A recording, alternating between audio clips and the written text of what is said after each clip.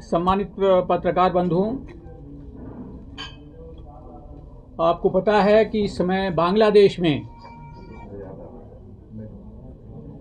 हिंदू मतावलंबियों,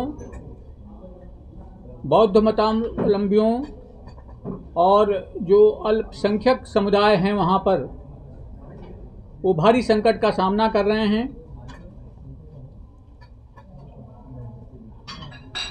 बांग्लादेश में जो वहाँ पे हिंदू हैं, हिंदुओं की आबादी का 90% दलित समाज वहाँ पर है। ये इनकी संख्या 90% इसलिए हुई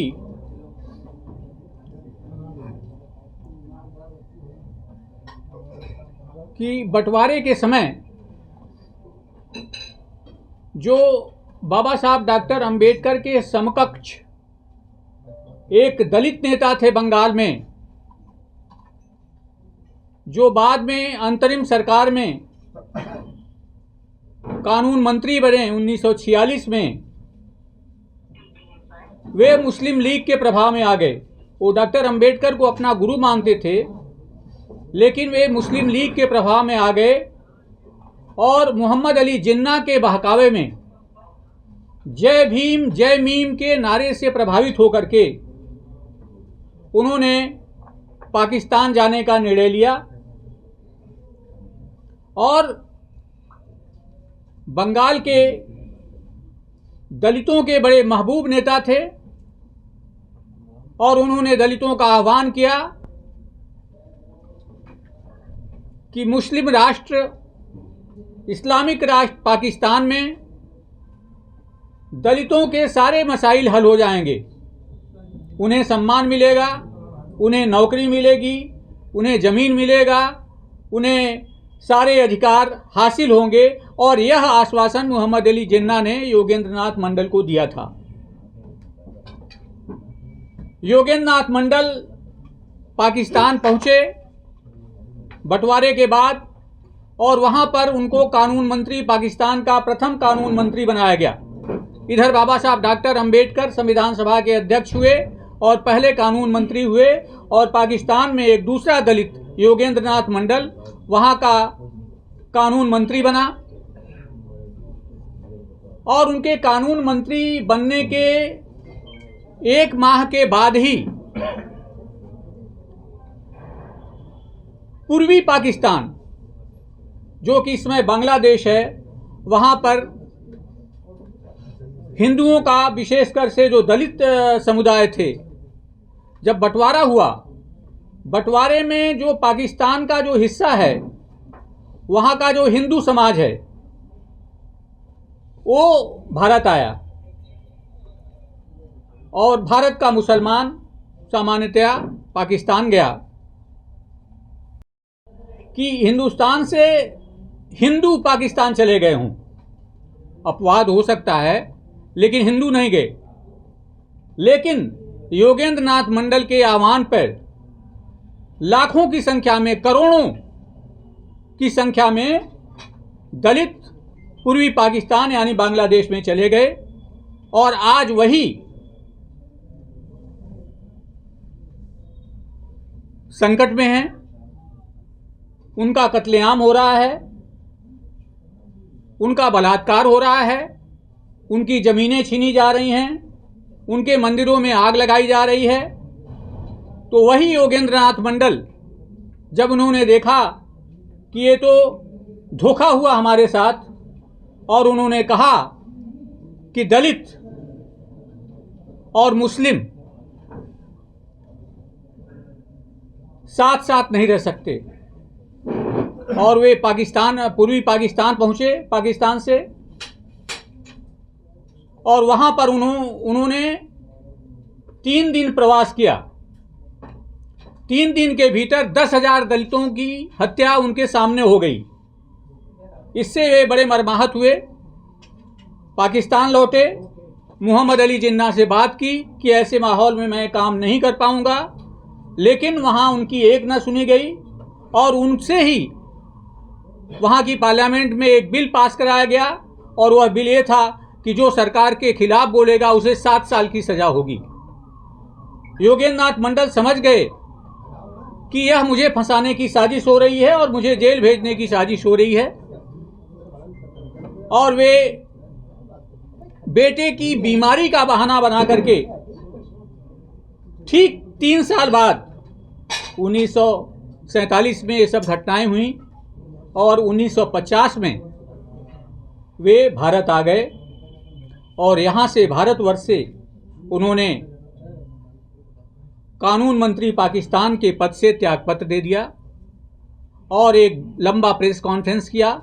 वहाँ के प्रधानमंत्री को पत्र लिखा जिसमें उन्होंने कहा था कि लाखों लाख दलितों को मार दिया गया, उनके साथ बलात्कार हुआ महिलाओं के साथ।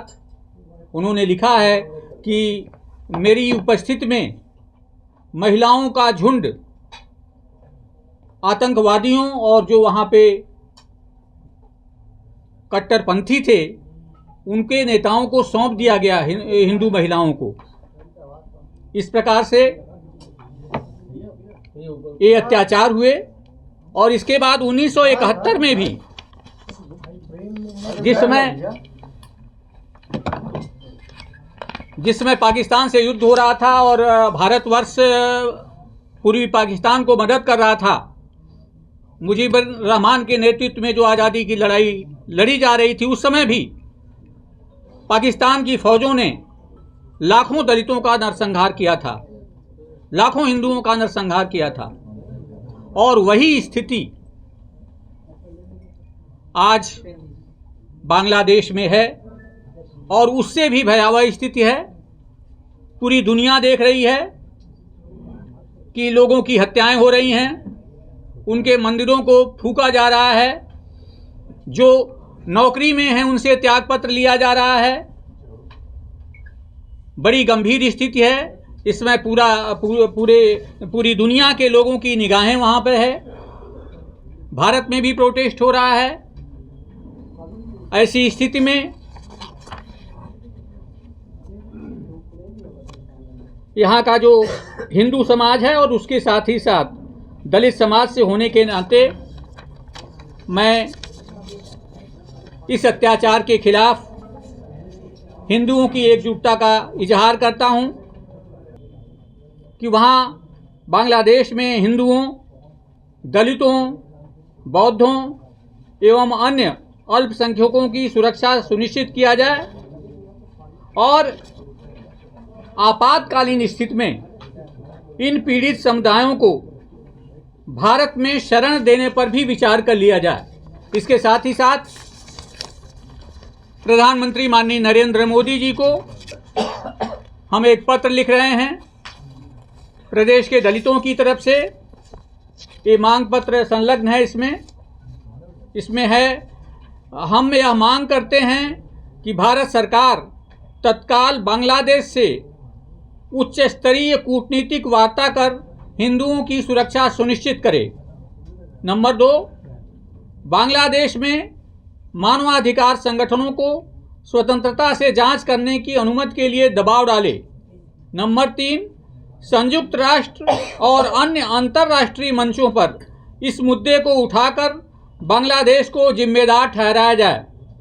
नंबर 4, भारत हिंदुओं व विशेष रूप से दलित समाज के लिए एक सहयोग मंच का गठन करे ताकि बांग्लादेशी हिंदुओं की मदद के लिए संसाधन जुटाए जा सकें। और अंत में यह कि बांग्लादेश की आज़ादी में भारत का बहुत बड़ा योगदान रहा है और इस समय हमारी इन हिंदू अस्मिता खतरे में है, हिंदू धर्म बांग्लादेश में खतरे में है।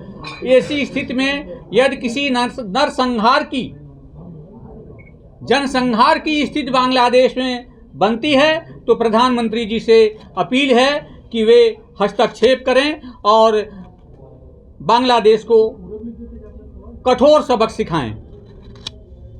अंत में हम सभी राजनीतिक दलों, संगठनों और समाज के हर वर्ग से अपील करते हैं कि इस मानवाधिकार के मुद्दे को एकजुट होकर के आवाज़ उठाएं।